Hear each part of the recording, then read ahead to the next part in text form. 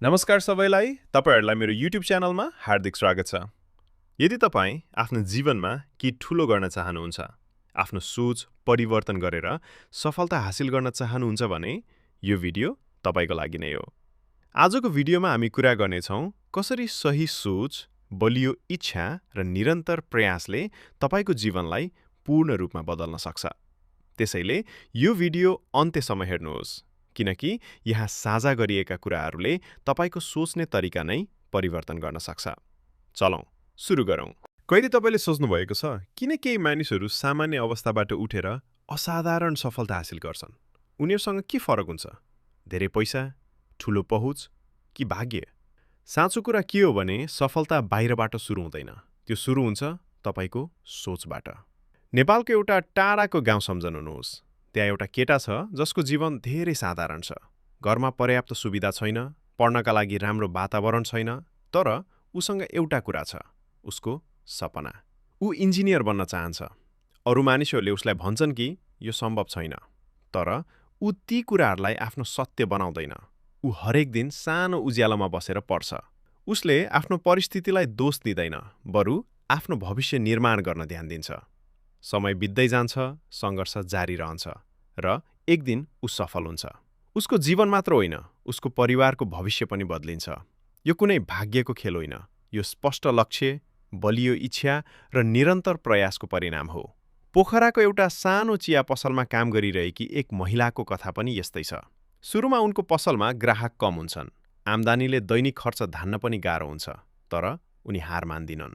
उनी विश्वास गर्छिन् कि यदि उनले राम्रो सेवा दिइन् र निरन्तर मेहनत गरिन् भने एक दिन उनको पसल चल्नेछ।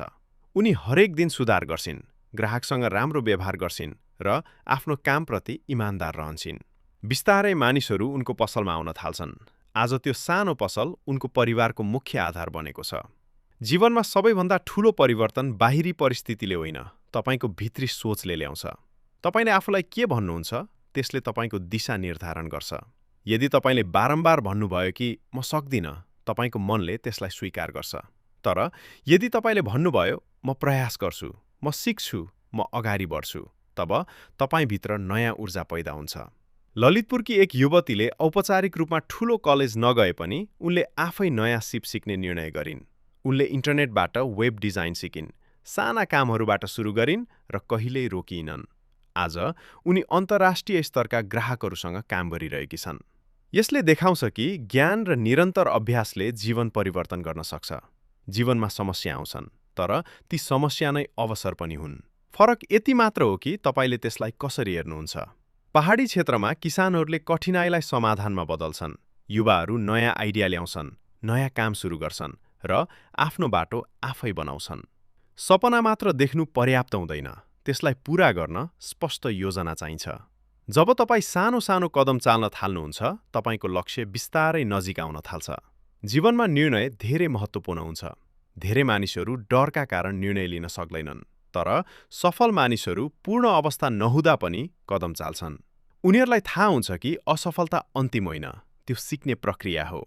निरन्तर प्रयास गर्ने मानिसहरू अन्ततः सफल हुन्छन्, किनकि उनीहरू हार मान्दैनन्। जीवनमा एक्लै अगाडि बढ्न गाह्रो हुन्छ।